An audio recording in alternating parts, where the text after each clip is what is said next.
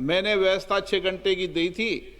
दोनों दल और सब दल मिलकर अभी शुरू होने के 1 घंटे बाद आपस में चर्चा करके और मुझे बता देना। मैंने व्यवस्था पहले 6 घंटे की दी थी, पर संसदीय कार्य मंत्री आप बैठकर चर्चा कर लेना। एक मिनट वेणु जी, 1 मिनट। वेणु जी, 1 मिनट। मैं बताता हूं सर। आप आपस में आपने घोषणा किया कि इस विधायक पे 6 घंटे का आप टाइम देना चाहते हैं, फिर भी आप सदन के नेता सब मिलकर के बात कीजिए। आपने वहां से एक निर्देशन दिया था। फिर मैंने सब पार्टी के नेताओं से बातचीत किया। आज कांग्रेस के चीफ विप और समाजवादी के हमारे चीफ विप और डीएमके के, उसके बाद में एसपी शरद पवार जी का एनसीपी पार्टी, सबसे हमने बात किया तो सबने कहा कि ठीक है 6 घंटे को हम 2 घंटे बढ़ा करके 8 घंटे हम चर्चा करेंगे। ये एग्रीमेंट हुआ, सब थे हम लोग। फिर उसके बाद नहीं, फिर अभी मैंने एक मिनट, फिर 1 मिनट सुन लो मणिकम टेगोर, आप मणिकम टेगोर को बुला लीजिए, आपका चीफ विप है। गृह संसदीय कार्य मंत्री झूठ नहीं बोलते। यहाँ मणिकम टेगोर था, उनसे बात करके आए थे। और मैं बुलाओ मणिकम टेगोर को। हाँ, मेरे को आपने कहा, मुझे आपने कहा, मैंने आपको कहा, मैंने संसदीय कार्य मंत्री। नहीं ठीक है, मैं सदन में कहता हूं वेणुगोपाल जी, अगर आप 2 घंटा एक्स्ट्रा चाहिए, सरकार कोई आपत्ति नहीं रखता है। एक बार मिलकर के तय कर लेंगे। अभी स्पीकर साहब ने कह दिया, हम और 1 घंटा बढ़ाने में हमारे कोई आपत्ति नहीं है सरकार। आप बता दें कितने घंटे की बात करना चाहते हैं? नहीं, इसलिए मैंने क्रमवार बोला। पहले आपने 6 घंटे बोला, फिर बाद में 8 घंटे बोला। 8 घंटे के बाद भी और भी समय चाहिए तो हम 10 घंटे के लिए तैयार हैं। ठीक है, ओके, ठीक है। चलिए, प्लीज बैठ जाइए। अब व्यवस्था जम गई।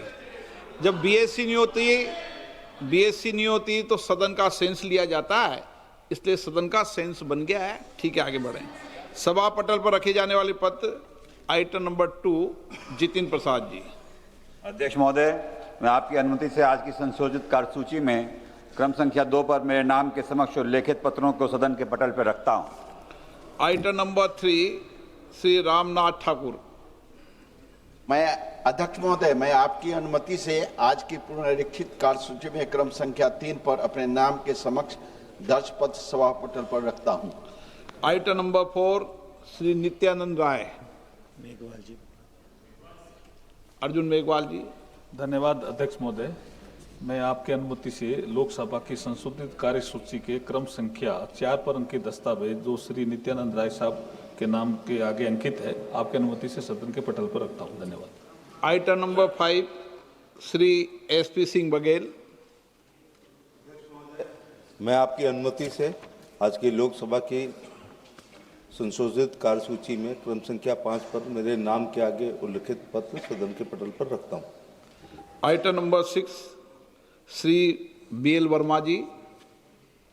आदरणीय अध्यक्ष महोदय, मैं आपकी अनुमति से आज लोकसभा की संशोधित कार्यसूची में क्रम संख्या 6 पर अपने नाम के सम्मुख अंकित पत्र सभा पटल पर रखता हूं। Item number 7, Shri Bandi Sanjay Kumar. मैं आज की पुनरीक्षित कार्यसूची में क्रम संख्या 7 पर मेरा नाम के सम्मुख लिखित दस्तावेज सभा पटल पर रखता हूं। Item number 8, Shri Pabitra Margherita ji. So, with your permission, I rise to lay on the table of the House paper mentioned against my name at serial number 8 of the Ministry of Textiles as per today's revised list of business. Item number 9, Shrimati के कनिमोजी। आप सदन के पटल नहीं। श्री राव राजेंद्र सिंह जी। चलिए, कोई बात नहीं, हो जाता है। आइटम नंबर 10, आप रखना चाहते हैं? अच्छा, राव साहब रख दें। आदरणीय अध्यक्ष राव साहब रख दें, कोई बात नहीं। आदरणीय अध्यक्ष महोदय, मैं आज की कार्यसूची में अपने नाम के समक्ष यथा सूचीबद्ध उपभोक्ता मामले, खाद्य और सार्वजनिक वितरण संबंधी स्थायी समिति के 17वें और 18वें प्रतिवेदन की एक प्रति हिंदी तथा अंग्रेजी संस्करण प्रस्तुत करता हूं। Item number 10 Shri Jitin Prasada ji. Respected sir, with your kind permission, I make a statement regarding the status of implementation of the recommendations contained in the 195th report of the Standing Committee on Commerce on demand for grants 2627, demand number 10, pertaining to the Department of Commerce, Ministry of Commerce and Industry. Item number 11 Shri Ramnath Thakur ji. माननीय अध्यक्ष जी महोदय, मैं आपकी अनुमति से आज की कार्यसूची क्रम संख्या 11(1) में वर्णित कृषि एवं किसान कल्याण विभाग, कृषि एवं कल्याण मंत्रालय के लिए कृषि पशुपालन और खाद्य प्रसंस्करण मांग अनुदान मांग संख्या 1 की अस्थायी समिति 7वीं रिपोर्ट में निहित सिफारिशों के कार्यान्वयन की स्थिति के संबंध में एक सदन के पटल पर रखता हूं। Item number 12 Shrimati Anupriya Patel. Honorable Speaker, sir, on behalf of my senior colleague Shri Jagat Prakash Nadda ji, I rise to move that in pursuance of Section 4G, read with Section 6(3) of the All India Institute of Medical Sciences Act 1956, the members of this House do proceed to elect, in such manner as the Speaker may direct, one member from amongst themselves to serve as the member of the All India Institute of Medical Sciences Guwahati, Vice Shri Pradyut Bordoloi, resignation from Lok Sabha with effect from 20th March 2026, subject to the other provisions of the said Act. Thank you. प्रश्न है कि माननीय मंत्री द्वारा प्रस्तुत प्रस्ताव को स्वीकृत किया जाए। जो सदस्य प्रस्ताव के पक्ष में हाँ गए हैं, जो सदस्य प्रस्ताव के विपक्ष में ना गए हैं, मेरे विचार में निर्णय हाँ वालों के पक्ष में, हाँ वालों के पक्ष में प्रस्ताव स्वीकृत हुआ। माननीय सदस्यगण, जिन्हें आज नियम 377 के अधीन मामले उठाने की अनुमति प्रदान की गई, वे व्यक्तिगत रूप से अपने अनुमोदित पाठ को सदन पटल पर रख सकते हैं। आइटम नंबर 14 लोक परीक्षा अनुचित साधन निवारण संशोधन विधेयक 2026। माननीय मंत्री जी कुछ रखना चाहते हैं? 1 मिनट में बोल लूँ, 1 मिनट। माननीय मंत्री जी, 1 मिनट। माननीय सदस्यगण, आज का दिन हम सब के लिए महत्वपूर्ण है, जब सत्ता पक्ष और प्रतिपक्ष दोनों इस विधेयक की चर्चा के लिए सहमत हुए। ये विधेयक लोक परीक्षा अनुचित साधन निवारण अधिनियम 2024 में संशोधन करने का प्रस्ताव करता है। इसका उद्देश्य लोक परीक्षाओं की निष्पक्षता, पारदर्शिता तथा विश्वसनीयता की ओर अधिक सुदृढ़ बनाना है तथा प्रश्न पत्र लीक, संगठित परीक्षा अपराधों एवं अनुचित साधनों पर प्रभावी अंकुश लगाने के लिए विधि व्यवस्था को और सशक्त बनाना है। परीक्षा प्रणाली की विश्वसनीयता और पारदर्शिता राष्ट्रहित का महत्वपूर्ण विषय है। इस विषय पर व्यापक चर्चा, गंभीर विचार विमर्श इस सदन में होना आवश्यक है। पूरा देश चाहता है कि सभी मान्य सदस्य इस विषय पर सार्थक विचार विमर्श करें, अपने अनुभव साझा करें, अपने विचार रखें और रचनात्मक सुझाव रखें, ताकि हम एक बेहतर कानून बना सकें। कानून जितना बेहतर होगा, मेरा मानना है, परीक्षा प्रणाली के अंदर विश्वसनीयता और प्रामाणिकता भी हम सुनिश्चित कर पाएंगे। इसलिए मेरा सभी मान्य सदस्यों से आग्रह है कि हम इस चर्चा को सकारात्मक रूप से संसदीय परंपराओं, नियमों और मर्यादाओं के अनुरूप रखें, ताकि एक अच्छा सकारात्मक देश हमारे देश के युवा विद्यार्थियों के बीच में जाए। माननीय मंत्री महोदय,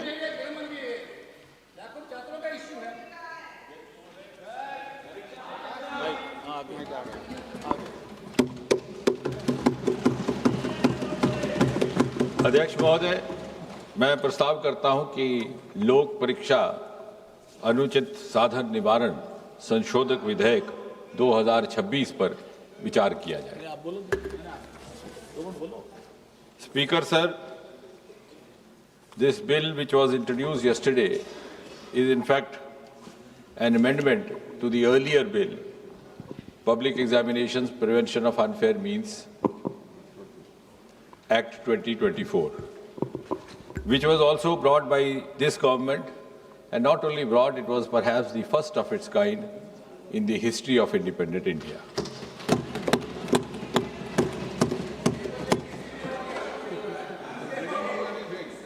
The earlier bill and the amendment today are, in a way, a reaffirmation of this government's deep commitment to safeguard the welfare of the students and the youth of this country.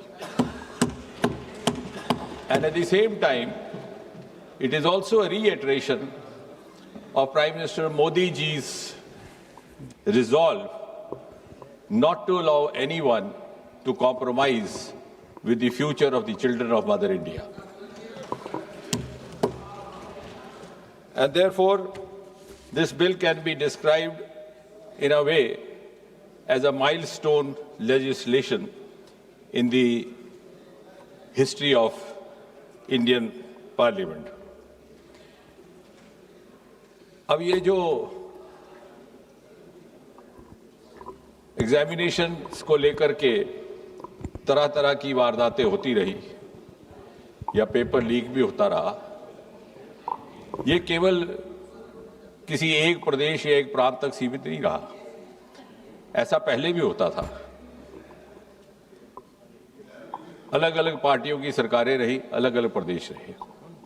सूची लंबी है, लेकिन केवल याददाश्त ताज़ा करवाने के लिए कुछ एक ऐसे वारदात जो बहुत ज़्यादा समाचार सुर्खियों में रहे। 2019 में रेलवे रिक्रूटमेंट बोर्ड का एग्जामिनेशन, वो भी इन्हीं कारणों से, लेकिन शायद उस समय उस तरह की कार्रवाई नहीं की गई जिस तरह की अब प्रस्तावित की जा रही है। 2011 में all India engineering entrance examination 2009 में हो गया। 2012 में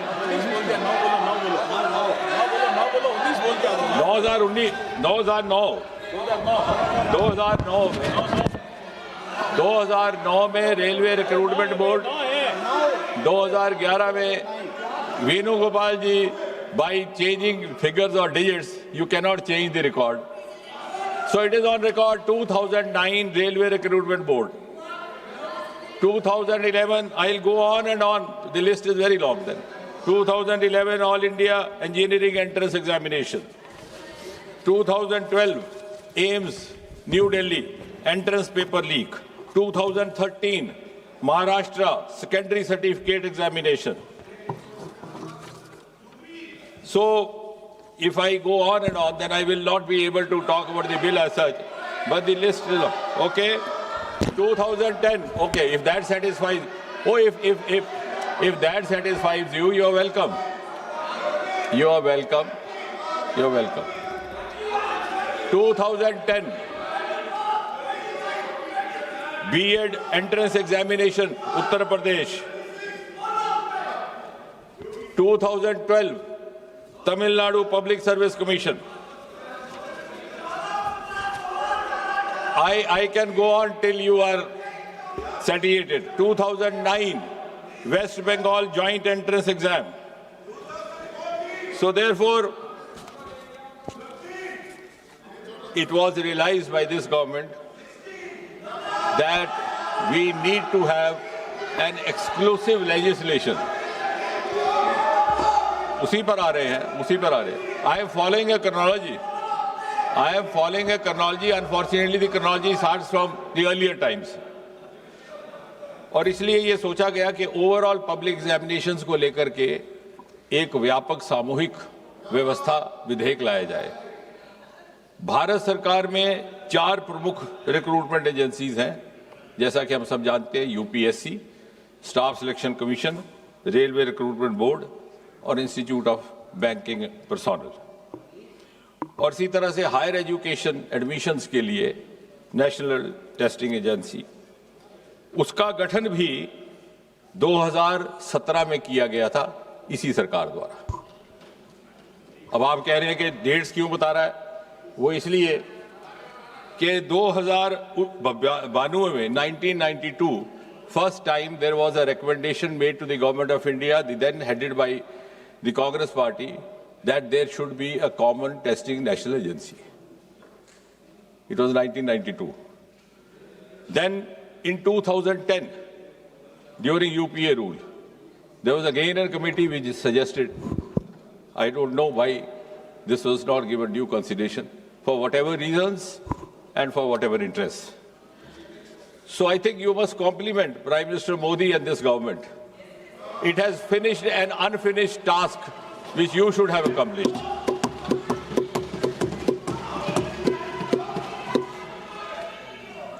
और इसलिए for the first time in 2024 this bill was brought in. It was brought in the month of January 2024, enacted in February 2024, implemented in June 24 and notified also the same month. अब इस विधेयक के जो मूल उद्देश्य थे और basic objectives, to give more credibility and transparency to examination in whatever form, to reassure the students that they would be rewarded for their genuine, sincere efforts, and also to ensure that their future is safe. और इससे पहले जैसे मैंने कहा, there was no comprehensive law available to deal with such cases. इस bill को और ये जो एक्ट लाया गया 2024 को, it was made, as I said, it was applicable to all these agencies that I have just now mentioned. It was made not bailable, non-compoundable. Such offences were made absolutely cognizable and also liable to invite stringent punishment. अब उस bill की detail में मैं नहीं जाऊंगा क्योंकि अभी उत्तर देने के समय भी रहेगा, लेकिन आप इस बात से तो सहमत होंगे कि हालिया जो घटनाक्रम रहा है उसका संज्ञान लेते हुए प्रधानमंत्री स्वयं ने ये निर्णय लिया कि हमें इसी विधेयक को थोड़ा और मजबूत करने की आवश्यकता। So we learned from the experience of the 2024 Act and the subsequent sequence of events, like any responsible government should do. And therefore, this amendment is being brought in to make the law more stringent, and to ensure speedy justice, so that the credibility of all these exams gets enhanced and gets reinstated. Mota isme, because then we have others to speak, and finally I'll come out with the reply. जो subsection 1 of section 10 था, उसमें था कि any person or persons involved will be liable to a punishment not less than 3 to 5 years and a fine up to 10 lakh. आज ये जो amendment लाया जा रहा है, इसके तहत the same duration of imprisonment has been made not less than 5 to 10 years and fine up to 50 lakh. The section 2 of subsection 2 of section 10, इसमें था कि service provider. Now, who is service provider? Service provider, also we have tried to cover a wide range so that nobody goes scot-free. I'll just read out the definition of service provider which has been provided in this amendment. Service provider means any agency, any organization, any body, any association of persons, any business entity, any company, any partnership or single proprietorship firm, including its associates, subcontractors and provider of support of any computer resource or any material by whatever name it may be called, which is engaged by the Public Examination Authority for the conduct of public examination. तो service provider के लिए सजा पहले भी काफी मजबूत थी. There was fine up to 1 crore in the 24 act, उसको बढ़ा करके अब 5 करोड़ किया जा रहा है. इसके साथ साथ the recovery of the proportional cost of exam, और सबसे महत्वपूर्ण कि 2024 के कानून में ये भी लिखित था कि the provider will be board from conducting any exam for the next 4 years। उस अवधि को बढ़ा करके आज इस संशोधन के तहत 8 साल किया जा रहा है। So any service provider found guilty of indulging in any kind of misappropriation or malpractice which has resulted in such consequences will be debarred from conducting an exam for the next or the subsequent 8 years। इसी तरह subsection 3 और section 10 director और senior management जो उसके in charge होंगे, even they will not B spared. कई बार ऐसा हो जाता है कानून में कि जो इमीडिएट हैंडलर है उसको पनिशमेंट हो जाती है। So this act seeks to include all involved directly, indirectly, one way or the other, so that it sets a deterrent example also for others। तो senior direct management persons or director के लिए the imprisonment was 3 to 10 years in the earlier act। We are increasing it to 5 to 10 years, and the fine was up to 1 crore. It has been increased to 5 crore। And finally, the organized crime committers, where there is a mafia gang found, there is a nexus found, as we have experienced. I am not accusing any government, not finding fault. As I said right in the beginning, it is a malaise, it is an issue which is being faced by almost every state and UT of this country, regardless of whichever party in power. It is happening in Punjab, it is happening in Karnataka also, whether we name those states or not।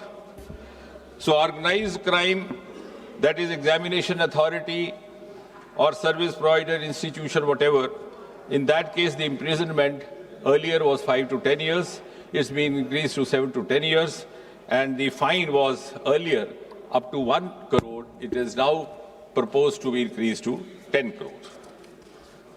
और सबसे महत्वपूर्ण बात जिसका प्रधानमंत्री जी ने video के माध्यम से जिक्र भी किया, to ensure speedy justice we will have special fast track courts established only for the cases dealing with unfair means in examinations. और चाहे वो स्पेशल टास्क फोर्स हो, चाहे वो central agency, because this bill and the earlier bill also entitles the government or the authorizes the government to pass this on to any central agency or to special task force, or even when the police RC is conducting, उनके लिए section 12A has been added to this earlier bill, which provides for special fast track courts।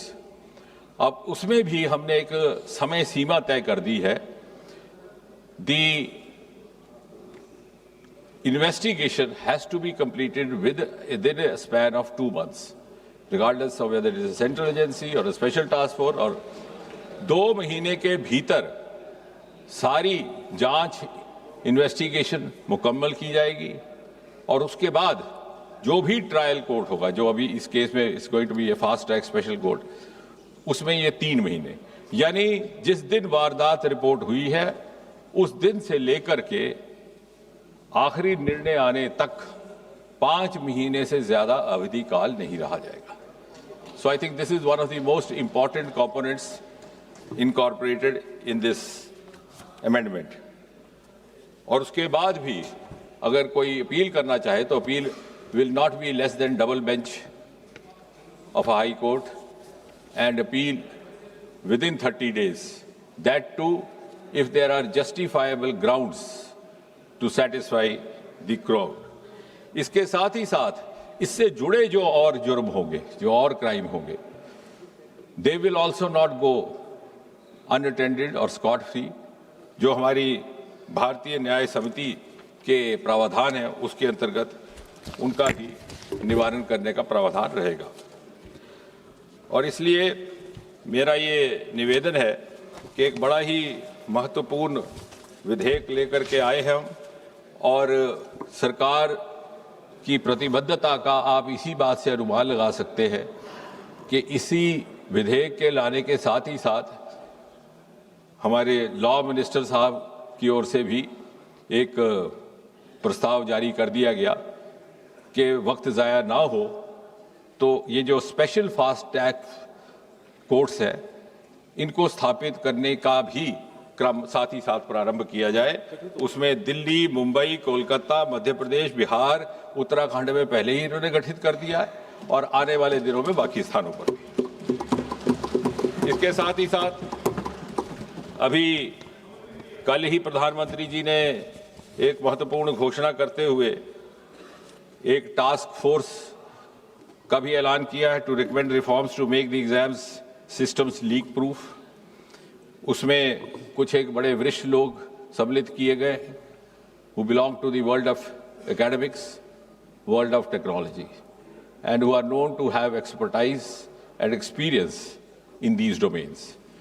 Mr. Nandan Nilekani, co-founder Infosys, Mr. S. Somnath, ISRO chief, Tapan Dekka, ex-DIB, Mr. V. Kamakoti, director IIT Madras, Chennai, और इसी तरह से हमारे दो और member भी उसमें शामिल हैं, एक फॉर्मर सेक्रेटरी एजुकेशन और एक टेक्नोलॉजी एक्सपर्ट। और साथ ही साथ जो राधा कृष्ण कमेटी गठित की गई थी 22 जून 2024 में, उसमें से जो मोटी मोटी 46 की रिकमेंडेशंस थी, उसमें से भी लगभग 76% अर्थात 35 इम्प्लीमेंट हो चुकी है। तो कहने का कुल मिलाकर के तात्पर्य है, बहुत समय ना लेते हुए, कि सरकार की नीति बड़ी ईमानदार है और ये संशोधन भी एक बड़े ईमानदाराना प्रयास के तहत लाया जा रहा है। और मुझे विश्वास है कि किसी भी दल के नेता को या किसी भी पार्टी के किसी भी माननीय सदस्य को इसमें कोई आपत्ति नहीं होगी। यदि आपत्ति हुई तो देश की जनता को उनसे आपत्ति होगी। धन्यवाद। श्री N.K. प्रेमचंदन जी, आपने कोई संशोधन दिया है? Yes, sir. I have given an amendment to the motion moved by the Honorable Minister. Sir, this is a very important bill concerning the future generation of the country. The youth and students were on strike and the entire country is concerned about this subject matter. So very important issue. The people of the country, people in the country who like to make so many suggestions, experts who like to submit so many suggestions. So my amendment to the motion moved by the Honorable Minister is that the bill be circulated for the purpose of eliciting public opinion thereon by 1st December 2026 so that the bill can be made more fruitful. I am moving the amendment. Okay. Shri Gaurav Gogoi.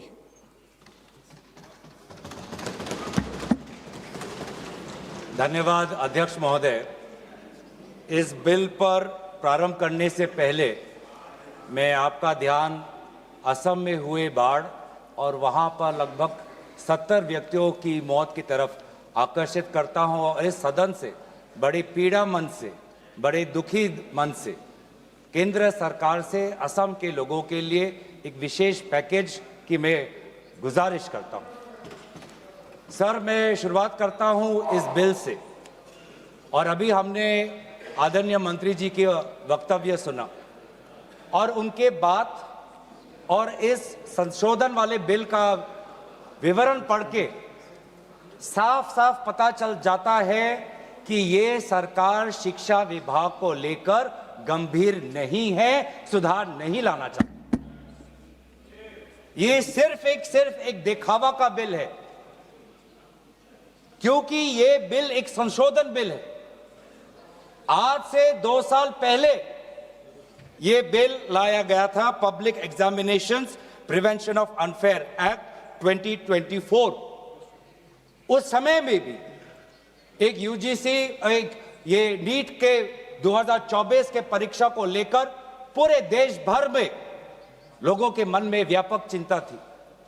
उस समय में भी इसी तरह आज जैसे मंत्री जी कह रहे हैं, सरकार ने इस बिल का इंट्रोडक्शन करते हुए ये कहा कि ये बहुत ही एक ऐतिहासिक कदम है, एक बहुत बड़ा कदम है और इससे शिक्षा विभाग सुधरेगा और इससे परीक्षा में जो पेपर लीक होते हैं अब नहीं होगा, अब किसी का साहस नहीं होगा। ऐसे कड़े दंड उस समय सरकार ने कहा कि 2024 के बिल में वो लाए हैं। तो जो 2024 के नीट यूजी पेपर लीक पे जो तहकीकात हुई, जो इन्वेस्टिगेशन हुआ, मैं पढ़ना चाहता हूं उसकी स्थिति आज क्या है, ताकि पता तो चले कि यह सरकार 2 साल पहले जो नीट परीक्षा को लेकर जो व्यापक भ्रष्टाचारी हुई, उसको लेकर यह सरकार कितनी गंभीर है। बहुत दुख के साथ मैं कहना चाहता हूं कि एक अखबार में आर्टिकल आया 2026 में कि जो 45 व्यक्ति थे जो चार्जशीट हुए थे नीट यूजी 2024 पेपर लीक के मामले में, 45 में से 44 को बेल मिल चुका है। ये है इनकी गंभीरता, ये है इनके छात्रों के प्रति इनकी संवेदना। जो मूल व्यक्ति है जिसको मास्टरमाइंड कहा जाता है, संजीव मुखिया, 11 महीने तक वो फरार था। 11 महीने तक सरकार उसको पकड़ नहीं पाई। अप्रैल 2025 में वो फाइनली उसका गिरफ्तार हुआ और फिर उस मामले में उसको बेल मिल गया। मई 6, 2025 एक दूसरे व्यक्ति रंजीत कुमार बरुआ, जो करियर एकेडमी एजुकेशन ट्रस्ट के चेयरमैन है, वो बेल। एक अमित कुमार सिंह जो पेपर सॉल्वर के गैंग में था, उसको मई 7, 2025 को उसको बेल। एक पंकज कुमार जो कैंडिडेट्स को वो सारे कागज लीक करता था मोबाइल फोन के द्वारा, मई 15, 2025 उसको बेल। राकेश, जिसका ये आरोप था कि उसने प्रश्न कागज को उसकी चोरी की, उसको बेल। तो ऐसे एक लंबा ब्यौरा है, चाहे वो अमित प्रसाद महाराणा का हो या धीरेन्द्र कुमार पांडा का हो। तो ये कानून उस समय भी विफल था और ये कानून जिस मंशा से आज ला रही है, आज भी ये विफल होगा। ये कानून आपकी विफलता का स्मारक है, क्योंकि ऐसे कानून 2024 के में लाने के पश्चात भी 2026 में तो लीक हुआ ना सर। अगर कानून इतना ही सशक्त था तो आज 2 साल बाद ही इतना बड़ा व्यापक लीक कैसे हुआ। और अफसोस की बात है सर, उस समय में भी शिक्षा मंत्री धर्मेंद्र प्रधान थे, और जब 2024 का जब पेपर लीक का मामला जब पूरे देश भर में आया, तो आपको पता है धर्मेंद्र प्रधान जी ने उस समय क्या कहा? उन्होंने कहा, कहां हुआ पेपर लीक? नहीं हुआ पेपर लीक। और आज भी पहले 2.5 महीने तक तो उनका रवैया यही था कि कहीं कोई धांधली नहीं हुई, सरकार ने बहुत अच्छा काम किया है। 21 बच्चों की जान गई, आत्महत्या उन्होंने की। आपको शर्म नहीं आती इस सरकार को कि जिस मंत्री के तहत में 21 बच्चों ने अपनी जान गंवा दी, आत्महत्या की, जब उसने अपने मंत्री पद से इस्तीफा दिया, कल जब वो सदन में आए, आपने उनको ऐसा माला पहनाया ताकि जैसे वो पाकिस्तान से जंग लड़के आए हैं, ऐसा माला पहनाया, ऐसा उनका वजूद उनको बढ़ा किया मानो कि वो पाकिस्तान से जाकर सीमा पे जाकर जंग लड़के आए हैं। ये है उनकी सच्चाई। दुख लगता है सर। आज ये बात प्रधानमंत्री आते हैं इंस्टाग्राम के रील पर, वो अलग बात है कि जो पहली कैबिनेट बैठक हुई, उस कैबिनेट बैठक में शिक्षा को कैसे सुधारा जाए, पेपर माफिया को कैसे खत्म किया जाए, पेपर सेटर के माफिया को कैसे खत्म किया जाए, पेपर सॉल्वर के माफिया को कैसे खत्म किया जाए, टेस्टिंग सेंटर के माफिया को कैसे खत्म किया जाए, प्रिंटिंग प्रेस के माफिया को कैसे खत्म किया जाए, कोचिंग सेंटर के माफिया को कैसे खत्म किया जाए, सिलेबस कैसे स्कूल के सिलेबस के साथ मिले, आउट ऑफ सिलेबस परीक्षा के पेपर ना आए, सीबीएसई के ओएमआर में धांधली न हो, इन सब चीजों पर व्यापक चर्चा करने के बजाय प्रधानमंत्री मोदी जी कहते हैं इंस्टाग्राम पर और ध्यान दो, इंस्टाग्राम पर और ध्यान दो। और प्रधानमंत्री जब आते हैं हाई पावर कमेटी की बात करते हैं, तो 2 साल पहले जो के राधाकृष्ण की जो हाई कमेटी थी, उसका क्या हुआ? 2 साल हाई कमेटी आपने गठन की, प्रधानमंत्री केंद्र सरकार के निरीक्षण में एक हाई कमेटी बनी, के राधाकृष्ण फॉर्मर इसरो के चेयरमैन, अगर वास्तविक में उन्होंने इतना बढ़िया काम किया तो 2 साल पश्चात ही आज क्यों दोबारा ऐसा पेपर लीक हुआ? सरकार ये दिखाना चाहती है कि ये बहुत गंभीर है। पिछले कुछ दिनों में पता चला कि एनटीए के लगभग 47 लोगों को बदला गया। सर, मैं इस सरकार से मैं ब्यौरा चाहूंगा कि वे जो 47 लोग हैं जिनको आपने ट्रांसफर किया या सस्पेंड किया, कौन है वो?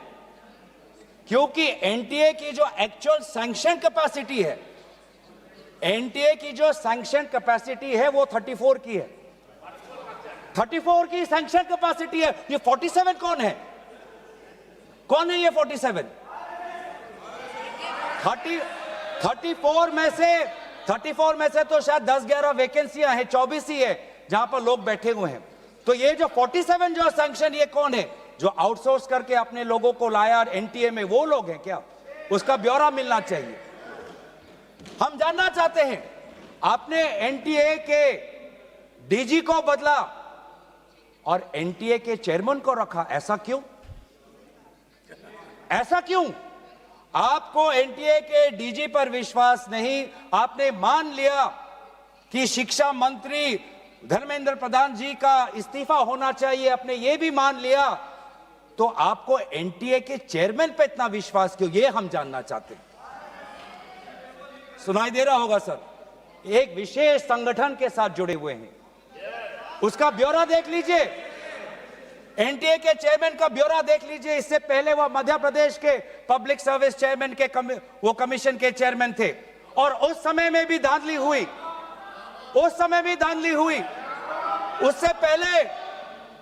उससे पहले वो छत्तीसगढ़ में भी पब्लिक सर्विस कमीशन में चेयरमैन थे, उस समय में भी धांधली हुई। ऐसे इतने धांधली से जुड़े हुए व्यक्ति को आज भी इतने पेपर लीक होने के पश्चात भी आपकी सरकार बचा रही है।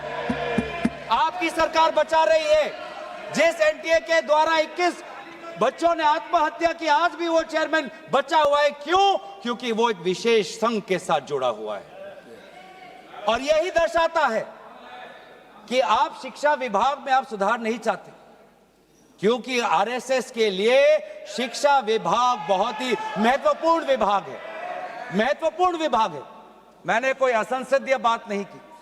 आरएसएस के लिए शिक्षा विभाग बहुत महत्वपूर्ण विभाग है, और इसीलिए हम देखते हैं, चाहे यूनिवर्सिटीज के वाइस चांसलर्स के अपॉइंटमेंट में हो, कॉलेज के प्रिंसिपल के अपॉइंटमेंट में हो, जब फैकल्टी की बदली होती है उसमें हो, चाहे आउटसोर्सिंग में हो, हर चीज में हम देखते हैं कि जिन यूनिवर्सिटी की कल्पना पंडित नेहरू ने एक साइंटिफिक टेम्पर के द्वारा उन यूनिवर्सिटीज के एक सपना देखा था, आज उन्हीं यूनिवर्सिटीज में क्वालिटी पर ध्यान नहीं दिया जा रहा।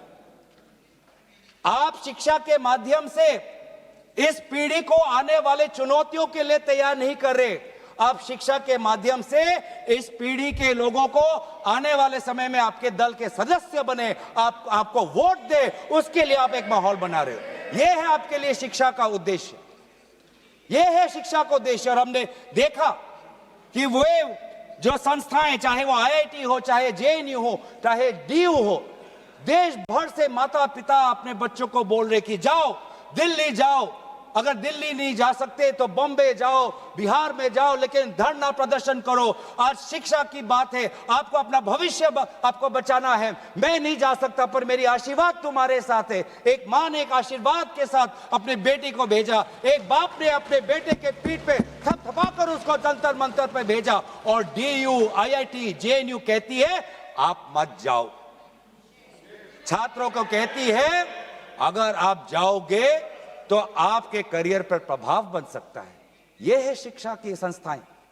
ऐसे हम आने वाले चुनौतियों के लिए हम भारत का निर्माण करेंगे, अपने युवाओं को हम उनको ताकत देंगे। इसीलिए अगर एक बात इस पूरे घटनाक्रम से निकलती है वो ये है कि आज शिक्षा में इस बिल से, जिसमें आपने पेनल्टीज बढ़ा दिए, पनिशमेंट बढ़ा दिए, इससे हमारा शिक्षा विभाग नहीं सुधरेगा। राहुल गांधी जी बार बार कहा कि धर्मेंद्र प्रधान जी सिर्फ एक मुखौटा है आपके शिक्षा विभाग का। आपकी शिक्षा के प्रति जो उनका आपकी जो नीति है वो सिर्फ एक उसका एक चिन्ह है, एक सिंबल है।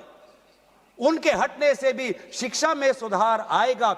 आज भी ना बच्चों को विश्वास आता है इस बात पर, ना हमें इस बात पर विश्वास है। लेकिन इसके पश्चात भी आज शिक्षा पर बातचीत हो रही है, आज शिक्षा को लेकर धरना हो रहा है, आज शिक्षा को लेकर जंतर मंतर में हजारों की तादाद पर लोग इकट्ठित हुए हैं। आज शिक्षा के विषय पर सारे दल संगठन सब ने अपने अपने प्रदेशों में, चाहे महाराष्ट्र में हो, चाहे यूपी में हो, चाहे बिहार में हो, चाहे पश्चिम बंगाल में हो, चाहे या असम में हो, सब जगह विभिन्न राजनीतिक दल संगठन और इन दल संगठन से अलग सारे युवा सड़क पे आ गए। सब ने अपने शिक्षा की मांग की। और क्यों मांग की? उनके दुख को पहले हमें समझना चाहिए, उनके पीड़ा को हमको समझना चाहिए, वो उनके अंदर जो नाराजगी है उस बात को हमें समझना चाहिए। नहीं तो किसी का इतना साहस नहीं कि सड़क पे आके गर्मी बारिश, सड़क पे सोना, पुलिस की लाठी खाना, दिन दिन भूख हड़ताल पे रहना, सबकी इतनी साहस नहीं है। ये साहस कहां से आता है? ये साहस आता है उस दर्द से, जिस दर्द में अपने भविष्य को लेकर वो विवश हैं, जिस दर्द में अपने देश के भविष्य को लेकर वो विवश है, जिस दर्द को वो आज के समाज में उसको व्यक्त भी नहीं कर सकते, सरकार से सवाल भी नहीं पूछ सकते। और बहुत ही बढ़िया एक व्यक्ति ने इस पूरे जो दर्द है, इस दर्द के बारे में बात करते हुए गोपाल दास नीरज के गीत की बात करता है। वो व्यक्ति जिस व्यक्ति से राहुल गांधी जी मिलने गए, उसने कहा, उसने हमें याद दिलाया कि नीरज की वो पंक्तियां, स्वप्न झरे फूल से, मीत चुबे शूल से, लुट गए सिंगार सभी, भाग गए बबूल से, और हम खड़े खड़े बहार देखते रहे, कारवां गुजर गया गुबार देखते रहे।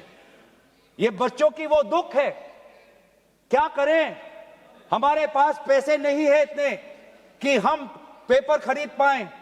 30-30 लाख का पेपर हमें खरीदने के पास, हमारे पिताओं के पास इतने सामर्थ्य नहीं है। वो दुख है, वो नाराज है, और इसीलिए जब वो दुख से वो लड़ नहीं पाते तो आत्महत्या पर आ पड़ते।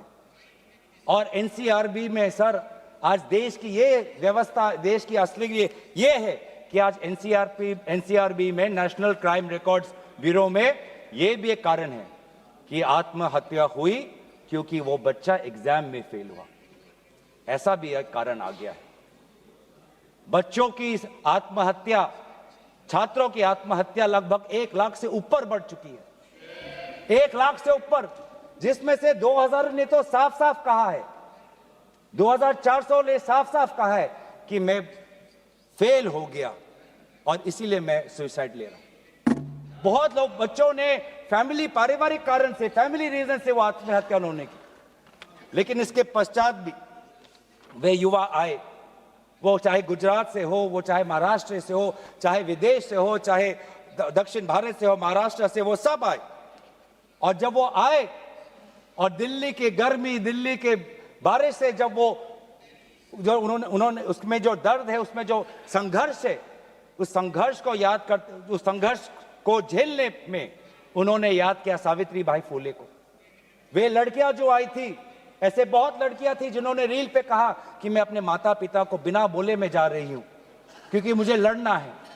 ऐसे भी लड़कियां थी जिन्होंने कहा कि मैं छात्र नहीं हूं, मैं काम करती हूं, लेकिन मैंने भी कुछ साल पहले नीट का परीक्षा दिया था, मैं पहले अटेम्प्ट में मेरा पेपर लीक हो गया, कितना मानसिक मेरे पे दबाव बना मैं खुद समझ सकती हूं। आज अगले पीढ़ी के साथ, जिस समय मैं खड़ी नहीं हो पाई, मैं बाहर नहीं आ पाई, लेकिन आज अगले पीढ़ी के साथ मैं खड़ा होना चाहती हूं, मैं जाऊंगी आज। ये सब वहां पे आए क्यों?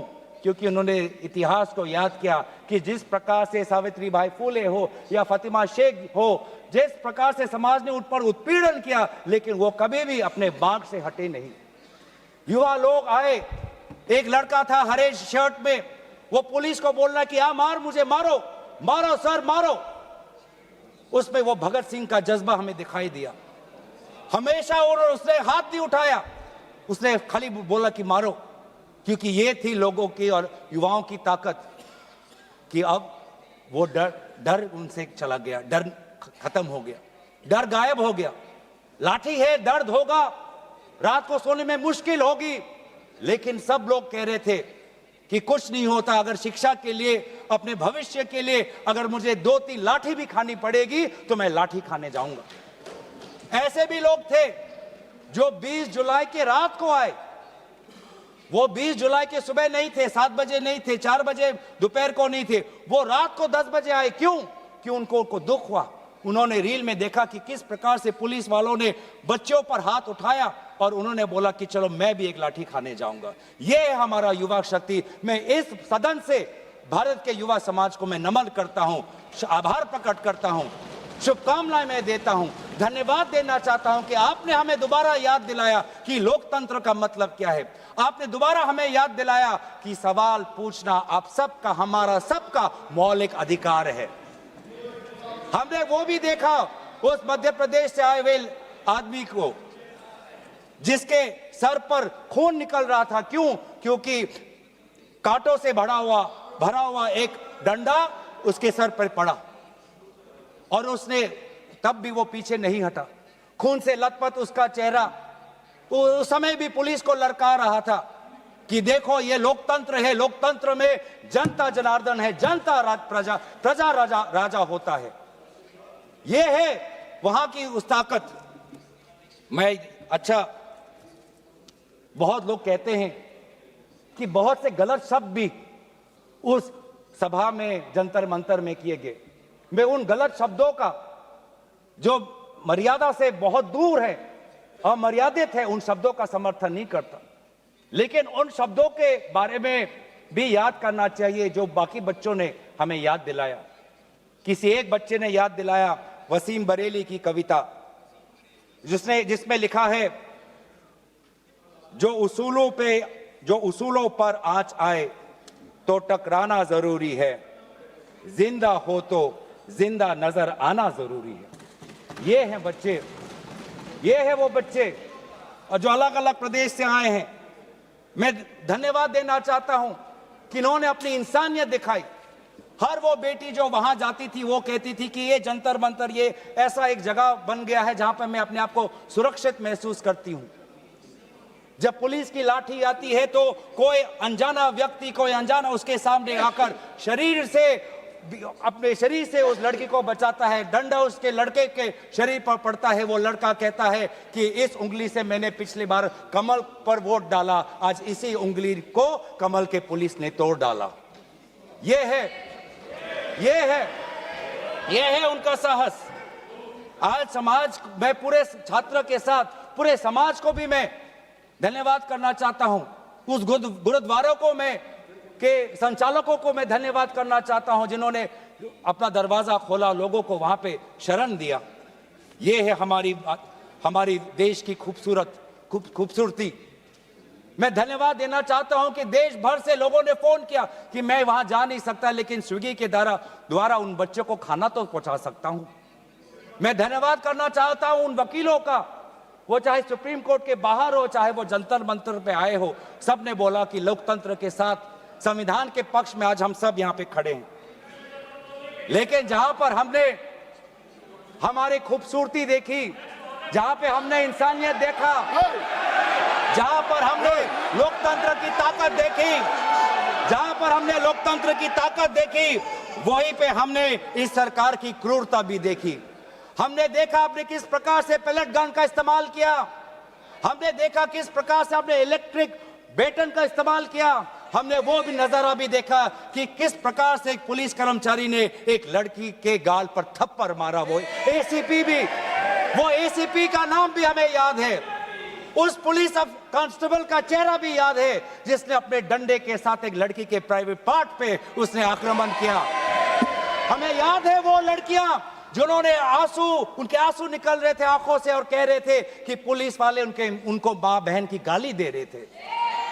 हम भूलेंगे नहीं वो बच्चियों जिन्होंने कहा कि मेरे पीठ पे जो कपड़े थे उन कपड़ों को इस पुलिस ने फाड़ दिया। ये है असलियत। और इसीलिए बार बार हम मांग कर रहे हैं कि किसने आदेश दिया, वो आदेश कहां से आया कि पैलेट गन का इस्तेमाल हो, किसने आदेश दिया, किसने आदेश दिया? कि आंसू गैस का इस्तेमाल हो? किसने आदेश दिया कि लाठी पैरों पे नहीं लाठी सर पे पड़नी चाहिए? किसने वो आदेश दिया? और इसीलिए बार बार राहुल गांधी जी ने भी चिट्ठी लिखी है और आज भी हम देखते हैं कि अब सारी हम बातें कर रहे हैं। आज इस सदन में, इस सत्र में इस विषय पर भाग इसलिए लेना चाहते हैं क्योंकि हम सरकार से जवाब चाहते हैं और विशेष रूप से गृह मंत्री से जवाब चाहते हैं। गृह मंत्री से हम जवाब चाहते हैं। मेरा ये कहना है सर, गृह मंत्री से हम जवाब चाहते हैं। यहाँ पर बैठे हैं सर, आज ये बिल क्यों आया है? ये बिल क्यों आया है? ये बिल क्यों आया है? ये बिल क्यों आया है समझना चाहिए। ये बिल इसलिए आया है कि गृह मंत्री के द्वारा भेजी हुई पुलिस लोगों के हौसले को कुचल नहीं पाई, इसीलिए ये बिल आया है। आपने उस धरना को खत्म नहीं कर पाया, इसलिए ये बिल आया है। हमने देखा ना सिर्फ दिल्ली में, बिहार में आपने AK-47 का इस्तेमाल किया। ये नौबत है, ये नौबत है। हमने इसीलिए मैं लोगों का धन्यवाद करना चाहूंगा और धरना प्रदर्शनकारी के साथ है जिन्होंने एक और हमें बहुत ही खूबसूरत गीत याद दिलाया, दिनकर का। अब जो सिर पर आ पड़े नहीं डरना है, जन्म में है तो 2 बार नहीं मरना है। ये जो लोगों ने आज जो संदेश दिया है लोकतंत्र में, दोबारा उन्होंने आज हमारे ऊर्जा जो दी है, इसके लिए सारे विपक्षी दल, हम भारत के युवा समाज के साथ है, छात्र समाज के साथ है, वे सारे जिन्होंने संघर्ष किया उनके साथ है। और आज भी अब चाहते हैं कि गृह मंत्री आए और सदन के अंदर बोले कि क्यों आपने पुलिस के द्वारा बच्चों पर ये दुर्व्यवहार किया, बच्चों के पर आपने आक्रमण किया और बच्चों के साथ आज उनके आंसू निकलते हमने देखने पड़े। इन सभी बातों के साथ मैं अपने वाणी को विराम देता हूं। धन्यवाद। सुश्री बांसुरी स्वराज। धन्यवाद अध्यक्ष जी। मैं the public examinations prevention of unfair means amendment bill 2026 के सपोर्ट में खड़ी हुई हूँ।